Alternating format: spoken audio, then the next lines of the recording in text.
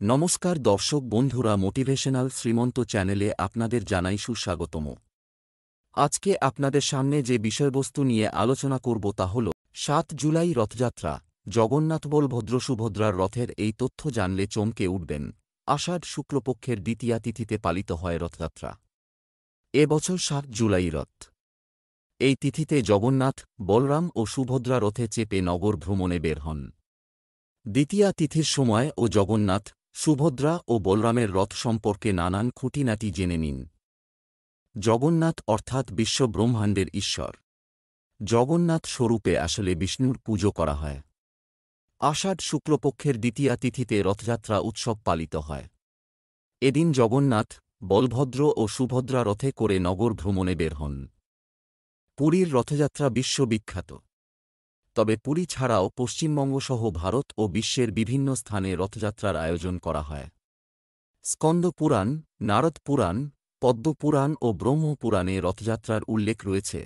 এ বছর কবে পালিত হবে রথযাত্রা, কেন এই উৎসব পালিত হয়, সে সংক্রান্ত নানান তথ্য বিস্তারিত জানানো হবে। কবে রথযাত্রা?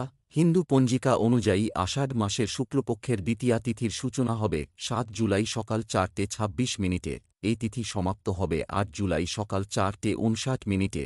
উদয়া তিথি অনুযায়ী ৭ জুলাই রথযাত্রা পালিত হবে। কেন পালিত হয় রথযাত্রা? রথযাত্রা পালন সম্পর্কে নানান কাহিনী প্রচলিত রয়েছে। এক কাহিনী অনুযায়ী জ্যৈষ্ঠ মাসের পূর্ণিমা তিথিতে জগন্নাথকে স্নান করানো হয়। তারপর তিনি অসুস্থ হয়ে পড়েন।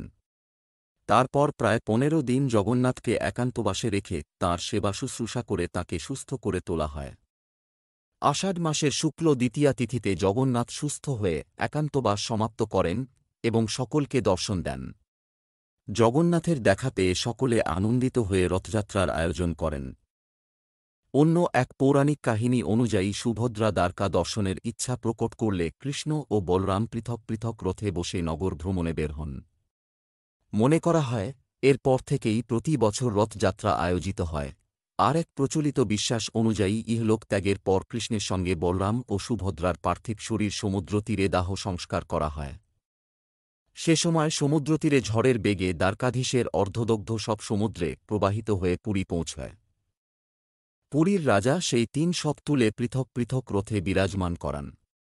নগরের লোকেরা নিজে সেই রথ টেনে সারা নগর ঘোরান। দারু কাঠ শবের সঙ্গে প্রবাহিত হয়ে এসেছিল, সেই কাঠ দিয়ে বাক্স তৈরি করে তাতে শব রেখে ভূমিতে সমর্পিত করে দেওয়া হয়। চারণ পুস্তক অনুযায়ী এর পর থেকেই প্রতি বছর রথযাত্রা পালিত হতে শুরু হয়। জগন্নাথ, বলভদ্র ও সুভদ্রার পৃথক রথ।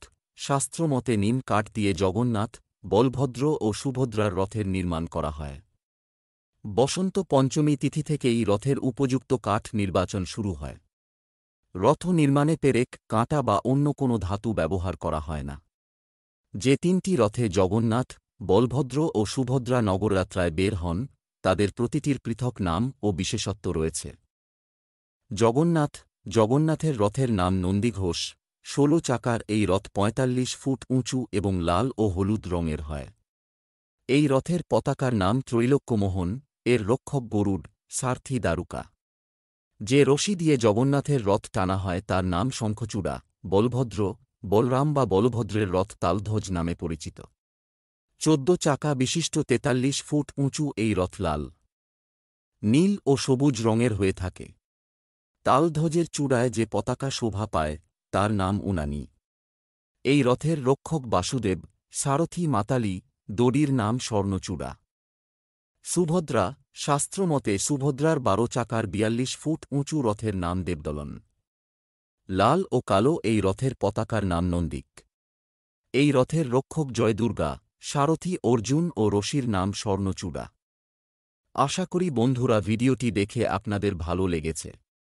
ভালো লাগলে আপনজনের উদ্দেশ্যে শেয়ার করবেন, চ্যানেলটি সাবস্ক্রাইব করবেন। আজ এখানেই শেষ করছি। ঈশ্বর আপনার মঙ্গল করুক। নমস্কার, ধন্যবাদ।